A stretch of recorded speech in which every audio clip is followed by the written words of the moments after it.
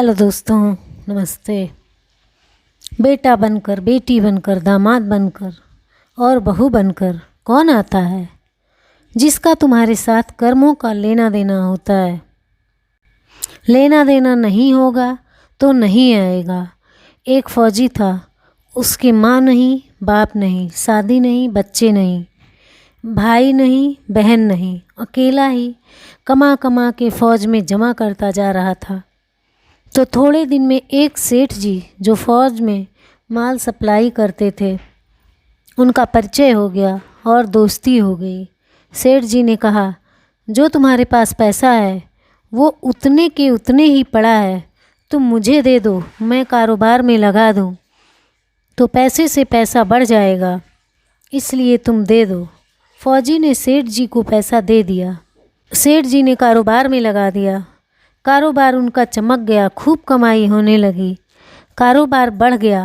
थोड़े ही दिन में लड़ाई लग गई। लड़ाई में फौजी घोड़ा चढ़कर लड़ने गया। घोड़ी इतनी बदतमीज़ थी कि जितना ज़ोर ज़ोर से लगाम खींचें उतनी ही तेज़ भागे। खींचते खींचते उसके गलफर तक कट गए थे, लेकिन वो दौड़कर दुश्मनों के गोल में जाकर खड़ी हो गई। दुश्मनों ने वार किया, फौजी भी मर गया, घोड़ी भी मर गई। अब सेठ जी को मालूम हुआ कि फौजी मर गया तो सेठ जी बहुत खुश हुए कि उसका कोई वारिस तो है नहीं, अब ये पैसा देना किसको। अब मेरे पास पैसा भी हो गया, कारोबार भी चमक गया, लेने वाला भी नहीं रहा। तो सेठ जी बहुत खुश हुए। तब तक कुछ ही दिन के बाद सेठ जी के घर में लड़का पैदा हो गया। अब सेठ जी और खुश कि भगवान की बड़ी दया है, खूब पैसा भी हो गया है, कारोबार भी हो गया है, लड़का भी हो गया है, लेने वाला भी मर गया। सेठ जी बहुत खुश। वो लड़का होशियार था, पढ़ने में समझदार था। सेठ जी ने उसे पढ़ाया लिखाया। जब वह पढ़ लिख कर बड़ा हो गया तो सोचा कि अब ये कारोबार संभाल लेगा, चलो अब इसकी शादी कर दें। शादी करते ही घर में आ गई बहू रानी। अब उसने सोचा कि चलो बच्चे की शादी हो गई, अब कारोबार संभालेगा। लेकिन कुछ ही दिन में बच्चे की तबीयत खराब हो गई। अब सेठ जी डॉक्टर के पास, हकीम के पास, वैद्य के पास दौड़ रहे हैं। वैद्य जी जो दे रहे हैं, दवा खिला रहे हैं और दवा असर नहीं कर रही, बीमारी बढ़ती ही जा रही, पैसा बर्बाद हो रहा है और बीमारी बढ़ती जा रही है, रोग कट नहीं रहा, पैसा खूब लग रहा है।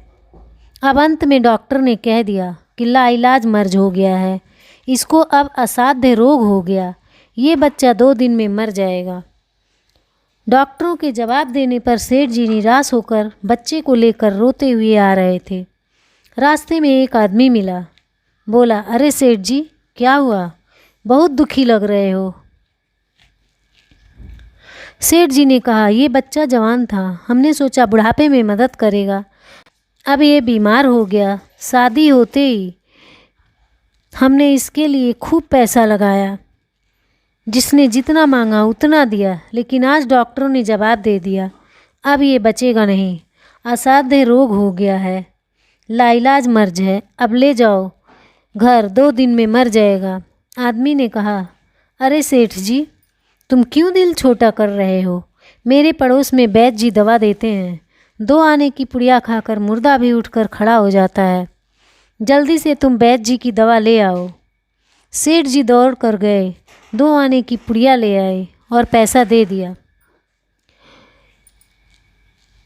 पुड़िया ले आकर बच्चे को खिलाई। पुड़िया खाते ही बच्चा मर गया। अब सेठ जी रो रहे हैं, सेठानी भी रो रही हैं और घर में बहू रानी और पूरा गांव भी रो रहा था। गांव में शोर मच गया कि बहू रानी सेठ की कमर जवानी में ही टूट गई। तब तक एक महात्मा जी आ गए। उन्होंने कहा, भाई क्यों रोना धोना। लोग बोले, इस सेठ का एक ही लड़का था, वो भी मर गया, इसलिए सब लोग रो रहे हैं, सब दुखी हो रहे हैं। महात्मा बोले, सेठ जी रोना क्यों। सेठ, महाराज, जिसका जवान बेटा मर जाएगा वो रोएगा नहीं तो क्या करेगा।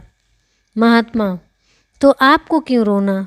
सेठ, मेरा बेटा मरा है और किसको रोना? महात्मा: और उस दिन तो आप बड़े खुश थे। सेठ: किस दिन? फौजी ने जिस दिन पैसा दिया था। सेठ: हाँ। कारोबार के लिए पैसा मिला था तो खुशी तो थी। महात्मा: और उस दिन तो आपकी खुशी का ठिकाना ही नहीं था। सेठ: किस दिन? महात्मा: अरे, जिस दिन फौजी मर गया। सोचा कि अब तो पैसा भी नहीं देना पड़ेगा, माल बहुत हो गया, कारोबार खूब चमक गया, अब देना भी नहीं पड़ेगा। बहुत खुश थे। सेठ: हाँ महाराज, खुश तो था। महात्मा: और उस दिन तो आपकी खुशी का ठिकाना ही ना था। पता नहीं कितनी मिठाइयाँ बंट गईं। सेठ: किस दिन? महात्मा: अरे, जिस दिन लड़का पैदा हुआ था। सेठ: महाराज, लड़का पैदा होता है तो सब खुश होते हैं, मैं भी हो गया तो क्या बात? महात्मा: उस दिन तो खुशी से आपके पैर जमीन पर नहीं पड़ते थे। सेठ: किस दिन?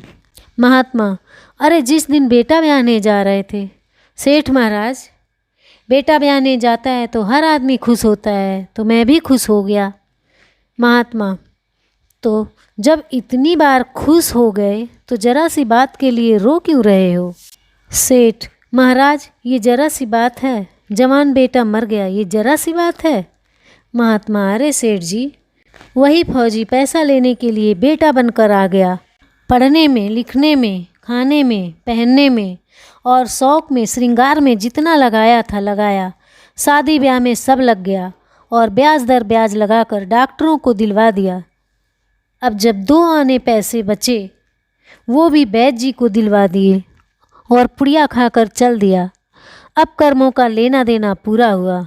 सेठ जी ने कहा, हमारे साथ तो कर्मों का लेना देना था, चलो हमारे साथ तो जो हुआ सो हुआ, लेकिन वो जवान बहू रानी घर में रो रही हैं। जवानी में उनको धोखा देकर विधवा बनाकर चला गया, उसका क्या जुर्म था कि उसके साथ ऐसा गुनाह किया? महात्मा बोले, यह वही घोड़ी है जिसने जवानी में उसको धोखा दिया, इसने भी जवानी में उसको धोखा दे दिया। वेद शास्त्र व पुराणों के साथ साथ सभी साधु संतों का कहना है कि यह संसार कर्मों का लेखा जोखा है। इसमें जो जीव चैतन्य है वो समझदारी से भवसागर पार हो जाएगा। धन्यवाद।